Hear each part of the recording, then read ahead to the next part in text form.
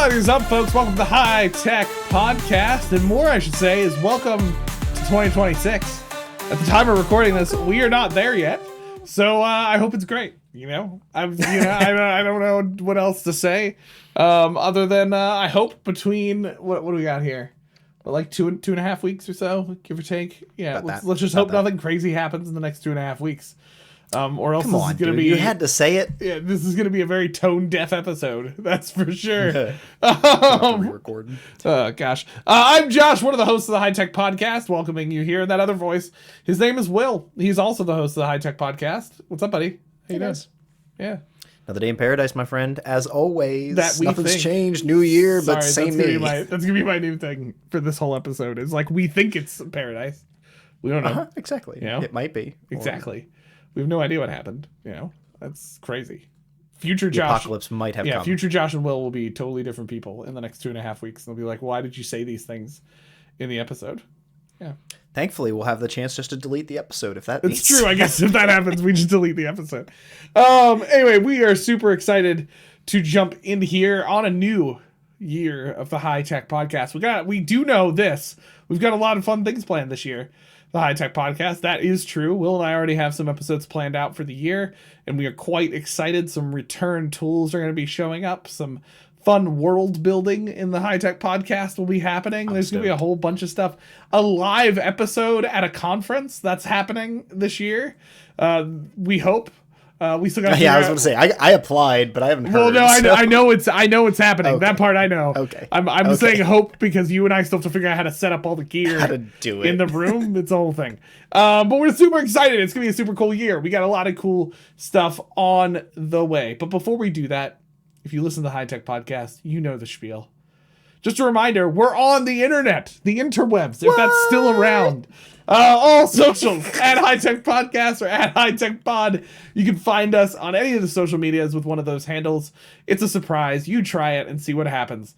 You can also email us at inbox@hightechpod.us. If you're like, Will, Josh, stop all these weird apocalypse jokes for the start of 2026. You can email us and we won't listen. You can also find us on our website at hightechpod.us, where we post all the fun links to the things we're doing, information about our guests if we have those. Sometimes just Will's social security number is up there on that website. If you dig around, you can find it. It's a whole thing. Just give it a little dig. Just get in there. Will's been taking over more website stuff lately, so now he's gonna have to scan for that. Be like, where did Josh? I'm gonna go through every episode. Every episode we've ever done. Where has Josh put my social security? No, I'm just joking. It's not there. But if you text me, I'll tell it to you. No, as well. No. But yeah, you can go find us anywhere on all that stuff. Go check it out. If you're not sure where to find us on lots of things, just go to hightechpod.us, and our website has all of that other stuff that we just talked about. You can go find us. If you're watching the video, you should see this stuff on screen, and it's always at the end of our episode, so if you miss it while we're speaking, just look at the screen. Also, if you're not looking at the screen, go watch the episode. Also, if you're not watching the video yet, we've said this several times, go do that. Unless you're in a car, get to where you're going to go, okay? Keep driving, Steve. Then you can go watch the video and see our pretty faces. And because this is gonna be another episode where we show some stuff, so you're gonna check this out, okay? So you're gonna see the video of it before we do it. So okay, ready? Here we go. Will. Yep, folks. Tank or not? Yep. Oh, what? Okay. I'm gonna Discord you the first thought that came to my mind. Which, okay. Folks, what I see on screen is orange. I see creamsicle. You may be thinking he's not giving you a lot of description, but you'd be wrong. That's all he sees right now. Not all. I will say there's some other artifacts. Tank or not? That's the question. We haven't. Yes, you know Game Changer. So that's a game where all the rules are made up and they don't know what the rules are. Thank you, Dropout. We love Sam Reich and everybody. But playing is learning, learning is playing, and sure, I don't know. You gotta play to win or something. He says. Yeah. I'm looking at this and I don't quite get it. But I don't know the rules, so can I ask you to zoom out once and still be a sufficient guess, or is one zoom out would I fail? It's far thicker than I realized it was going to be. You want one? You want one zoom out? I don't know. I will say. Is there other rules? I will say we can do one zoom out. Okay, but you will lose some respect on the respect meter. Some respect. Okay. Okay. Okay. Some respect. Am I zooming out? Are you willing to lose that respect? That's it. That's it. That's enough.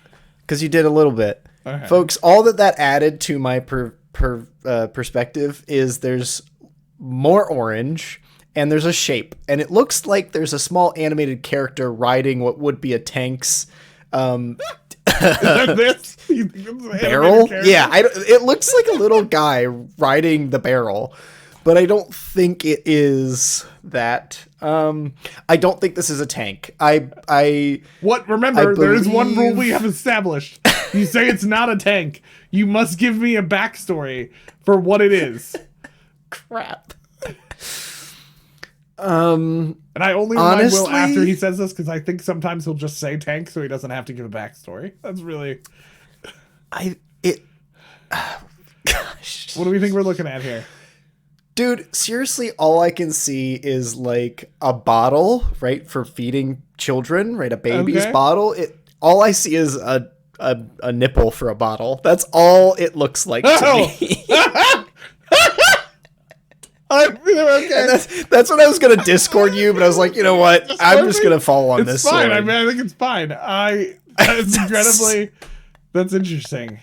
Because it is indeed it's the color. A bottle. No, it is a tank. That's the tank fire, man. That is so mean. It's a tank shooting. That is so mean. You weren't even zoomed in on the. I mean, you had the tippy top. That's a barrel right there. Gosh. You can see the barrel. That's the last. It's a tank. Oh my gosh. There you go. All right. Well, I think that takes me down to a whole 50% win rate. I think I have gotten 2 and I've lost 2. Yeah, you're not really nailing this. I got to be honest. I'm a little disappointed in your tank identification skills at the moment. I just. Yeah, it's fine. Yep. It's fine. It happens to the best. Try again. I mean, it doesn't happen to me, but it happens to you. I'm gonna make it happen to you someday. I'm gonna remember. You bring a tank photo. Just be prepped, or not a tank photo. It could be anything. Apparently, it could be a baby bottle, and it could look like a tank if you will.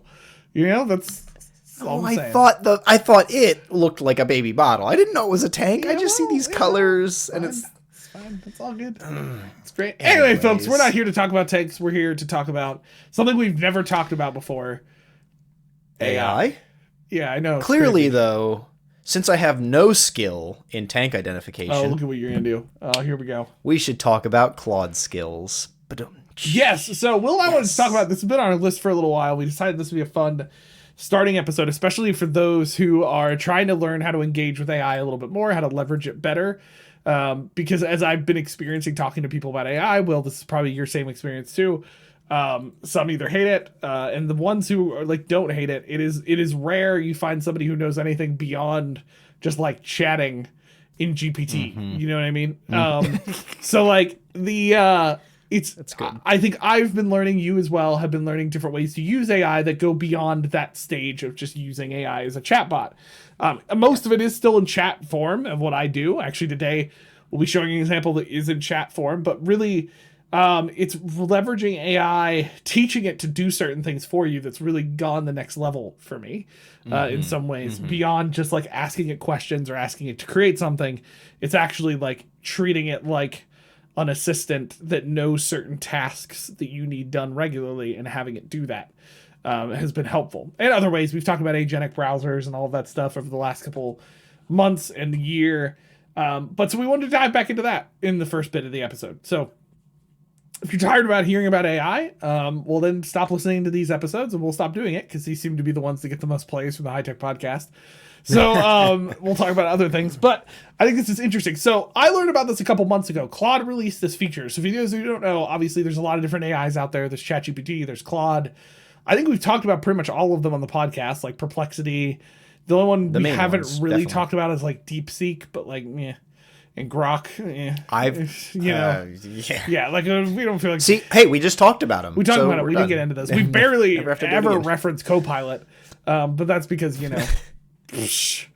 does? Gemini, we barely talked about, though. We're going to have to start talking about Gemini more, because Gemini in the last, as we're recording this episode in the last month, I don't know if you've been paying attention to the news, Will, but they released a new version of Gemini that's actually making GPT panic. They like hit the red button. Sam Altman's peeing his pants because, you know, he doesn't have enough money. So what a thought. I guess, yeah. So Gemini is actually coming pretty far along. So much so that Notion actually added Gemini to my list of accessible AI tools in my package now that I use, which I think is fun. Anyway, but one of the things I've been learning is, okay, how do you teach AI certain skills? Now, there's some ways this does this. ChatGPT, Claude, in general, kind of already pick up things between your chat. So if you've been using, especially the pro versions of those tools, you've been noticing, I don't know, you probably noticed this too, Will, in the AIs you've been using, where it like can register other stuff you've been doing. So like it knows context about you already because you've been doing other chats with it. So it can sometimes speed up its skill at doing certain things. Have you seen that on your end?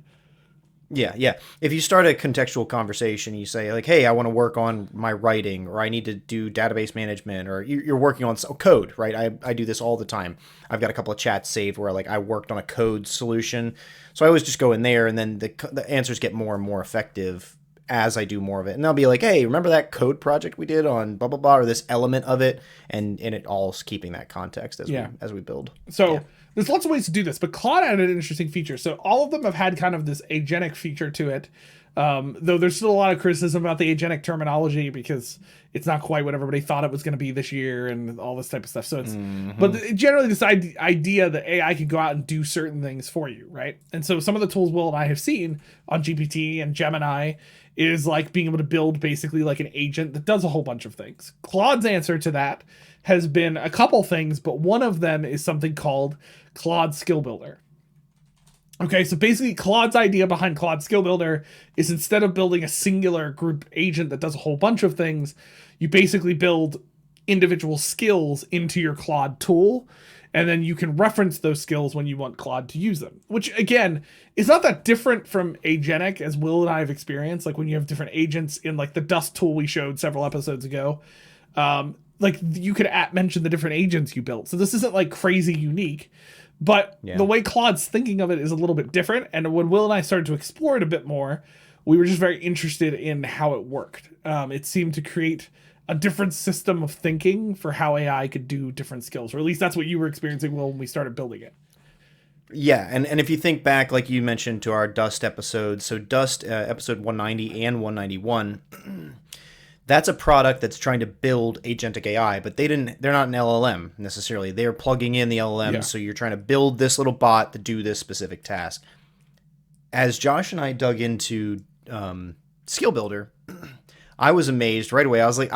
We were even asking each other, and you'll see in a little bit, like, where do we start? Like, where do the skills go, right? Because like the work I've been doing in Gemini, the work we did in Dust, all these different things, there's like a space for this. So Gemini's Gem. Workato has its genies. Dust, that's the whole product of Dust. But like, it made sense about how to make these. And when it took us a moment with Claude to figure it out, it kind of made us have to stop and go like, why is this different? What are they trying to function differently than the other tools we're doing this with? And I'm excited for what the end result is to that answer. Like, we were preparing this episode before last episode's recording, and I was like, we should do this one today. And just like, no, let's save this. We'll do this in the future. But it was really exciting to see the end result of what's possible with the Skill Builder, because once you have a tool, once you have your grammar skill or your plagiarism detection skill or your for the high-tech podcast as an example, if you have the tone and voice of the high-tech podcast, or what you'll see in a little bit with some of the real practical things we use it for, the idea of these skills is reusability. They're supposed to be used for more than one thing. And I believe the other tools are there, Dust and all them, they're trying to do it too. But there's an element of how you build those tools that makes them intended for one thing. It really feels like if I'm working on a Gemini gem, that is a gem for one task. And if I tried to make it do other things, that would be not the correct use of the gem. That is not the case with Claude. It is meant to be flexible from the get-go. So then how do we do this? What do you do for Claude Skill Builder? Well, that's a great question, because I'll be honest, Will and Thank I you, wrote this listener. down as a thing because I saw it somewhere in one of my infinite news things. You know, I would say Will saw it, but again, we've learned on the podcast, Will lives in a cave, apparently. He uses AI to code things in his cave. Like, it's a super cool cave. It's like a bat cave. But, like, when new stuff happens outside, he only finds out about it if one of us go into his cave and go, hey, Will, have you heard about this thing? Or if there's an earthquake. Like, yes, those are the two ways I find out hears about things. So I mentioned this idea of skill builder to him. So we're looking at it, but we didn't actually know how to do it, right? Because I was looking for an interface. Like, where do I go to, like, build out a skill?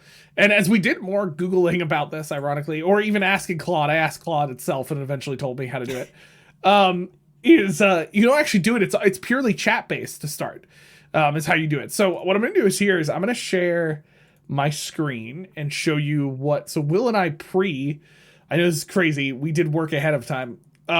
We pre-built a skill. One that we already use in the High Tech Podcast pretty often, and then we backtracked from there. Okay, so this is the chat that we use. So basically, we learned in Claude, if you want to build a skill, basically all you have to do is in your chat say, help me create a skill for, and then put in brackets the skill you want to create. So I said for creating High Tech Podcast video descriptions. Those of you who've been watching the podcast for a while know that I've been using Claude for honestly probably the last like 8 months, maybe even longer, to create our video descriptions and chapters. I also use it to do a couple different things like video titles. I'll use, if we don't have an immediate creative title off the top of our head, I'll get suggestions from Claude for video titles, things like that. And so I did that on here. So when I did that, basically it was like, okay, I'll help you create this high tech podcast video description skill. Let me first check the skill creation guidelines to ensure we build something comprehensive and effective. So here's how this is something more than just asking it to create a document. Claude has already programmed into it, Anthropic, who owns Claude, has already programmed into it guidelines for creating a skill. And so it kind of has this comprehensive understanding of what it should be. I said to Will earlier, it's basically like asking Claude to create an SOP, a standard operating procedure for a certain skill. Okay? So then it goes through all of this. It says, let's create. Now, here's what's interesting about Claude. When it creates a skill file or creates a skill, it actually creates a file. It's called skill.md. Is the file type. And as Will and I noticed, we'll show a little bit later, there's a section in Claude settings where you can manage your skills and you can actually upload skill files. So like, let's say I created a skill for creating a certain type of code that Will's like, oh, I love this. I want to be able to do this in my Claude. And he doesn't want to have to start all over. I could give him the skill file and he could upload it into his Claude and it would just be able to use that skill file to reference what it's doing. So this is the other cool thing. You create these kind of little artifacts of skills and then you can share them across other people and other AIs. So now it failed for some reason because being dumb. This is essentially a chat of Anthropic trying for 5 minutes trying to figure out how to actually make it skill that it's its thing. That's fine. It eventually got there. And so what it did is now I'll create, so basically it renamed the file and then basically create the file itself. And so it started bringing in stuff like SEO, keyword optimization, and pulling in different branding elements to pull in there as well. It was interesting here is at this point in the skill creation, I still had not told Claude anything about what I thought the skill was. Claude was starting to figure out what the skill was on its own in some ways. Now, there's some context here. I'm pretty sure it was doing some of this as well because Claude already has hundreds of chats from me about creating video descriptions, so I could tell it was pulling things from those to already create this, which is super cool. So if you're already using Claude and you've been doing something and you do it over and over again, take my advice, stop doing it over and over again. Just get Claude to create a skill version of it so that you can reference that in the future and have it do it that way. So then it created the skill to me. So what I really like about Claude is it created the file. I can fully read the file. It has all its assets and stuff in here. It kind of reminds me of a SCORM thing. It's got like reference templates and stuff that it's pulling from, things like that. So when I looked at this, I can't edit this, but it was showing me how it does this. Some of it's just documentation about how to create the chapters. Some of it's documentation about how to SEO. Now, Will and I don't have hard SEO guidelines for the High Tech Podcast. So, but if I did, I could put it in here. But as I'm looking here, I'm like, okay, this is fitting kind of our writing tone. This is pulling from other stuff I've already done. It added its own kind of flow to it a little bit more, kind of a format for it to follow. And then kind of the organized setup that it was doing. So it created all of this, which is great. here's the thing. It was missing a few things. Specifically for us, as I scroll down here, give me a breakdown of what it did. Okay, and then once it did this, I can download the skill file, or I can click save. If I click save, which I did, it saves it to my Claude account. If I download it, it's just going to download a skill file that I could share with other people or upload. Now, when I looked at this, I saw the instructions. I was like, okay, it's doing this pretty well, but I have a programmed high-tech podcast writing style already in Claude. So you can create writing styles in Claude. And so I created it's based on our brand guidelines. So I basically said, hey, this is great, but can you adapt the instructions to make it clear to use the high-tech podcast writing style I have saved? Should be creating video description, right? And so it said, sure. So it'll adapt that, did a whole bunch of work to it, and then told me its breakdown, but then created a different file that I could open, which is technically the one that I'm already opening right here because it updated the existing file. So, so it's pretty great. Overall, fairly easy for Will and I. Was like a couple minute process. Now we were trying to figure it out as we go. So then once you save your skill, how does this work? Okay, so once I save my skill, if you go to the settings on your account, this is the other thing Will and I took a little while to find. And then you go to capabilities. Learn from us, And friends. you scroll all the way down to the bottom. You'll now have a section called your skills. So you can see here, I have high-tech podcast video descriptions as a skill. Fun fact, in the future, I would recommend making your skill title shorter. I'm probably going to change this about mine. I don't like that it's this long. I want to call it something else because I reference it. Can you use the 3 dots, the ellipsis there on the right? As No, a menu so to you can rename it, or do you have replace to do it. it in the chat. You can replace it. I can also, try in chat. Okay. There's an option to pull it open in chat. Or you can Okay. delete it. I did look at that already. So you can turn the skill off. So if you don't always want it on or something that's referencing, you can do that. Also, fun fact, there's example skills in here you can turn on. So like different stuff. If there's anything in here you like. Fun fact, skill creator is a thing that's in here. But there's That's great. Slack GIF comms. creator. Clearly, they know what we all care about. Yes, they clearly know what we care about. So you create this, it's in here in the skill. Then how does this work, right? So let me copy this because I'm just going to use the title. The best way it works is it uses it to reference it, right? So like if I come into chat and basically go, what was our most recent episode? Well, it's 227, right? So yeah. So let's, can you use the high-tech podcast descriptions skill to create a video description and title for episode 227? Now, to cut down on some time, I'm going to just do this right away because I know what it's going to do. If I do this, it's going to do what it should do, which is going to tell me I haven't given it any context about the video itself. Because the program skill that Will and I made is also programmed to look at transcripts. So it doesn't have a transcript, right? So what I'm going to do then instead is add my files. This is our most recent transcript from 227. I'm going to hit go. And that's it. So instead of creating some fancy prompt, honestly, guys, this is part of the reason Will and I have been moving slowly over to the world of stop teaching people how to prompt. Because like we predicted, Will, you and I predicted this at the beginning of the year. This whole like knowing how to prompt thing was going to eventually become obsolete. Because they're going to start building tools into the tools that are going to no longer need fancy prompts. Like you're going to be able to build and so often, even language, when you spend, when you spend all of that time trying to figure out the prompt, you end up tweaking and modifying and twisting and turning. So I don't think it's bad to kind of get some basic prompt engineering principles in play. But anymore, I rarely start my prompt chats with like, okay, assume this role, make sure you have this expertise, Like if I find that the answer is not getting in the direction I want to go, I then clarify and say, hey, your answer didn't give me this. I need you to act this way or think this way. Add in this expertise. Or maybe very often anymore, I provide it more media. Like, hey, this is an example, or this is a website I want you to use as reference while you're doing this. Like that kind of stuff is what ends up helping me get along with the prompting stuff. But like you said here, and this is actually the point of agentic AI and of this skill, right? You shouldn't have to work through a ton of prompt engineering with this. You should have the instructions built in there for reusable tasks. If you're copying and pasting your prompts or your ideas from a Word document every time to run something, That's slowing you down. That's why they Yeah. have this tool, so you can use this skill to save time, but also be more scalable. Exactly. So you can see here, for those who are seeing in the video, I'll describe a little bit here for those who aren't. Basically, it went through this whole thing. It did it very quickly, and reviewed the transcript and gave me a title. So 2025 year in review and podcasting tips. I might rework that title. The skill we built here is not necessarily directly meant for building titles, so I would give it more guidance on how to build titles.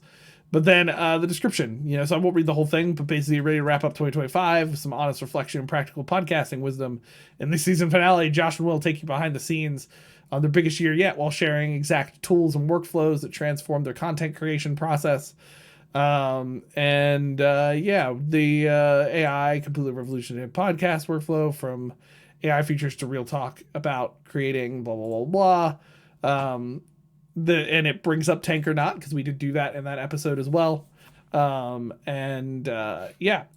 it caught a good description. Now, if I didn't like this description, like if I was like, this isn't great, I could still chat back with the skill in place and basically say, hey, can we tweak this a little bit? Like I did this morning. I'll be honest, whatever the way we talked in the transcript must have been very focused on like year in review and not the editing stuff that we did. And so I was like, it doesn't really mention editing, which is what this episode's kind of about. Right. So I mentioned, could you focus in on what mentioned about editing and change the description? When I did that this morning, it tweaked the description to be a little bit more focused on the editing portion of the episode. You offered this. I was going to ask about it because I brought up the episode on my other screen here from today, and I was looking at it and comparing the two. I'm like, oh, this seems real different. And I'm glad that you are bringing this to light, right? Because this is one of those examples of the human in the loop. If you just copy and paste that, and that was our episode today, folks, you wouldn't get the same sense of what actually happened in the episode, right? We can't just trust the AI. And it's a good thing Josh was there, right? The other side of this for podcast production specifically, right? If we had a producer or a third person doing this, they would have to know the episode to check this stuff, right? So they'd either have to read the transcript or have been in the episode with us when it was happening. Or there's so many reasons why this tool is really effective, but it comes down still to how we use the tool. It's not like it just spits out a golden egg every single time. Josh's description that he used in our YouTube episode today is 2 sentences and then a paragraph. It's about 5 sentences long, and this thing on screen's like 3 to 4 paragraphs worth of sentences, right? So Josh clearly needs to be there to guide I deleted some step, stuff. And like if we were going to really refine the skill, I could tell it to restrict down to a certain word count. I don't for video descriptions, because actually, even talking to Chris, our social media expert, the video description length is the thing that matters the least. It's like the video title is the thing that matters the least. It's actually getting more. We've been finding getting more in the video description helps SEO the video a bit better. So like it's part of the reason I haven't limited it. But I mean, he's totally right. I do a check on this. Now I don't check the chapters ever because I'm hopeful that they're correct. I don't have time to actually go through and check each chapter. Yeah. But like, I definitely check like the overall vibe is still the same. I will say, like, even though this is different, you will notice probably some of the format is the same, Will, from the existing one that you had. Well, I changed some of the length. You can kind of catch a flow that it does. Right. So that's it opens helpful with a question, like in that one, and it's like, hey, are you ready to start? That's like it's kind of has that same tone to it, regardless of what we were doing. So that's Skill Builder. Now, why is this interesting versus, and I'm going to keep talking about this while we let this run, because I'm curious how this changes it, because I did ask it to tweak it. But why is this different, again, than some of like the other agentic AI stuff we've been doing? Like, well, as Will and I have been talking the more about this, is just the fact that like building full out agents, I think people have been honestly kind of not depressed isn't the right word about this. Disenchanted about the idea. I think when we started 2025, everybody was like, this is the year of agentic AI. And then we're ending 2025 and everybody's like, okay, it wasn't quite what we thought it was going to be. And wasn't quite doing everything we wanted it to do. And I think that's because like we got this idea, well, we'll build this big enough script and then this AI tool will just be able to do all these things. And as we're constantly finding, it can't do a whole bunch of things without us involved in the process. Like it's not as there's so many steps where people were hoping it would be. there's something it's checking against, or it's trying, like we experienced with the AI browsers episode, right? Like it can go to Twitter and post on my behalf if I log in. Well, then I did log in and it still failed because something else was wrong. It can buy you a flight to Toronto, but maybe, again, your password changed or something. This is technology. We deal with this kind of stuff every day anyways, with just normal issues, let alone bringing in an agentic or an AI-based component where it's trying to take the action for you. Now you just increase the ratio of potential problems. So yeah. Yeah, and so why this is different is that I'm finding, so ironically this idea, as Will and I were looking at this, was not gigantically different to me. I remember when you and I first started playing with this last week to build out the skill, you were having a different reaction than I was initially. You were kind of like, this is lame. There's no like interface I look at or like set up. I was like, oh, I mean, this kind of makes sense, because the reason it was making sense to me is because this is kind of the direction Notion has also gone, which is that like I have an agent in Notion, quote unquote, and his name is R2D2, and I ask him to do a lot of things. But what I have done is build basically skills in Notion pages for this agent, and whenever I want it to do a certain thing, I reference that page. In Notion, what's really nice is I can @mention the page like you could like an agent in Dust, but I can @mention the page itself inside the chat. Yeah. And so what I've done is build these different skills. And why I think this is a bit more nimble than just the building an overall agent system, especially for a person who's not looking to replace something with just a robot, is that it allows you to build individual things. So when you're writing these, bots and these other tools, I'm just always assuming, right? You've got to have these three things: the title of it, a description of some sort, maybe some materials, and then the instructions. And that's what really, in my work with Dust and Gemini Gems, etc., like the instructions is where you put all the effort. You take time and you tell it, do this, don't do that. You have to tell it, don't lie to me, make sure you're accurate, take your time. Like those are the kinds of things you end up writing into instructions.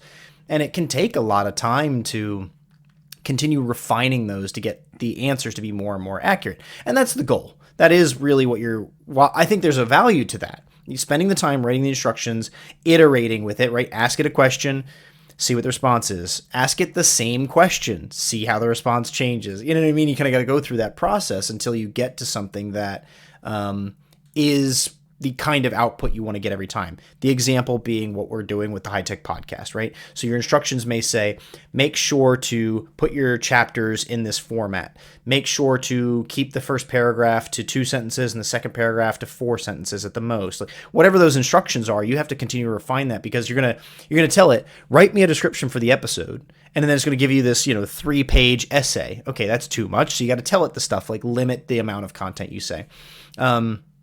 The chapters is a great example, right? YouTube wants it in a specific format, and then YouTube will turn it into links. Well, if you don't do that right format, it's not going to turn it into links. So until you know that, and if you don't remember it, if you didn't tell it in the instructions, you're going to have to play with that. I was wildly surprised and super happy when, like Josh showed, you went to Skill Builder and you're just like, make me this skill. And as we learned after the fact, and we showed you in the example skills that they offer, right? One of their example skills is the skill writing bot. They have already gone through the process of making sure that whenever it writes a skill or creates this for you, the output is going to operate a certain way. It's going to be telling it the things like, don't do this, make sure you do that. You still have to go through, and it's worth tweaking and refining. That's going to be chat-based, or it's going to be prompt-based with Claude. But, that's one of those things that I did struggle with a lot starting my first bots and other tools. Like, how do I even do instructions? So you have to go ask somebody how they're doing it. You have to do a lot of work. And here, Claude is just trying to shortcut the whole process and saying, here, hit this button, ask it this question, it will give you a skill. Mm-hmm. Now you iterate, you make it better over time. But even more than that, and this is, I think, like this big thing that Claude Skills offers that I think you could do with a lot of the other tools, but the way they're structured actually distracts you from accomplishing it, right? When I build a gem in Gemini, the way it's built, the interface, makes me go in there and build one thing. Think through this task, and I build that task. the way Claude is built, once you've built all your skills, turn them on, turn them off, ask them for something to be in a chat. So you could go into a chat, you could use 1, 2, 3, 4, you could use 10 different skills in the course of one chat, trying to generate stuff for the High Tech Podcast. So Josh has built the description writer. Maybe he needs to build a separate skill that's just titles. Maybe there should be a separate skill that is, all the different pieces that we want, right? And then when he goes into a chat, he goes, all right, chat, we're going to use these 3 High Tech Podcast skills today. Output for me a complete episode for episode 229 with this transcript. And then it does all that work for him without having to go around, because that's kind of the frustration of a Gemini gem in an example. I'd have to go to the gem for titles, and then I'd have to go to the gem for chapters, and then I'd have to go to the gem for descriptions, unless I wrote all of that up into one big gem, and then your instructions for the gem, end up being 2 or 3 pages long. So I think this is more efficient. I think this is more nimble. That's a word we really landed on in our testing and prep for this. And you see it in action if you try and play with more than one skill at a time.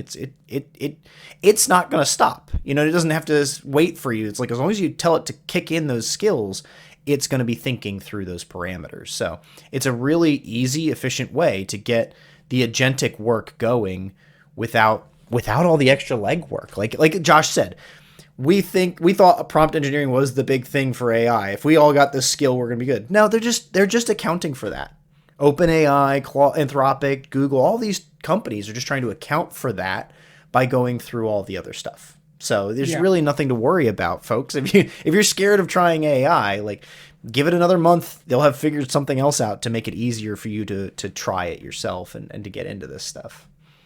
Yeah, I would agree. I mean, I think there's just more tools at hand than a lot of people realize. Like this skill builder thing's not that hard. Like Will and I did it through a little bit of investigation. And yes, like Will and I have been playing with AI more. We understand how to tell it certain things.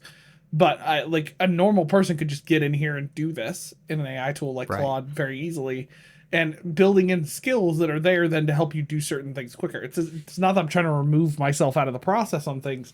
It's not like video descriptions, things that we do for the podcast. That's not the core of what we're doing. The podcast is still the core, and it allows me to skill up on certain things quicker and faster, and so I can focus my time on other things that matter more than getting that right video description. And for myself, it would just take forever to write, as knowing the episode. You've pointed out something that I think is really worth honing in here for a second. When you're thinking about the work you do, listener, whatever it is, how many people, how many hours of work, the scope of how demanding work and your job is. So when you think about this podcast, you think about the big podcasts in the world, right? The ones that make money and that have tons of followers and stuff, but they're not just 2 people. Most of those podcasts are not just 2 people. They're always at least 3. If not 4, 5, and 6, right? The professional podcasters have the host or hosts, a producer who's live with them, an editor who's in there after the fact, if it's not the same producer, but it's still a person taking that role. Mm-hmm. You might have a social media person who's separate from all of those above. And you've got this team of people who script and write and record and edit and produce and promote and publish the episode. We do it with 2 people. And the only way we've gotten as fast as we've gotten, besides practice to today, is AI. AI has cut out tons of time for me on the editing side. It's cut out tons of time for Josh on, the website and the content production side and the publishing side. It's cut out tons of time with Chris still helping us for social media. If we didn't have AI making all the shorts and the clips and stuff themselves, it wouldn't be reasonable for Chris to do it. He has a full-time job. So we are able to just give him the videos. I hope he's taking like 15 minutes to craft the post and he sends it out. It's not that big a deal. But that's just our podcast, folks. And this is just a hobby. If you're talking your day job, if you're talking a business you're trying to get up off the ground, if you're talking the business you've been running for 5 years, but you want to make it get 100 more whatevers next year, this is where AI is coming in. This is where these skills make the difference. We are building our assistants to help us get the job done and to keep us producing something that we love doing without having to hire people, bring other, people into the podcast and cut the pie up even thinner, the pie of nothing. But you know what I mean? Like, that is why we are digging into this. I am still reticent about AI in many ways. There's still a lot of societal impacts, ecological impacts. It still has its issues. I'm not bought in 100%. But I know where I need to use it right now to give myself time and space to live the life I have and to accomplish the tasks that we've set out to do. So hopefully, in the course of this episode, you've not only picked up some philosophical ideas, like I feel I was just ranting about, sorry, but also the technical things of like, all right, maybe you don't have Claude. That's okay. Go use Gemini gems. It's going to be different, but these are the things that help you do reusables. If you need to, just sign up for Claude and get yourself a free trial, use the free version, give it a shot, because these things, I think, will, until you start trying to use them and understand where they're going to improve your work processes or your hobby processes, you won't know the value. But when you start to do it, holy smokes, you'll see the difference in it all. So I think that's a pretty good take for the start of 2026. For sure. All right. Well, folks, thank you for joining us for episode 228. We're cutting things up a little different this year, so I'm not going to do the socials, but you know what they are. They're on screen. You're going to hear them every single episode. After that, we'll get into some new and fun things for 2026, so hold on to your horses and join us for the ride. That's a wrap of another week of the High Tech Podcast, empowering minds, embracing tech. Cheers. Buckle up, let's ride.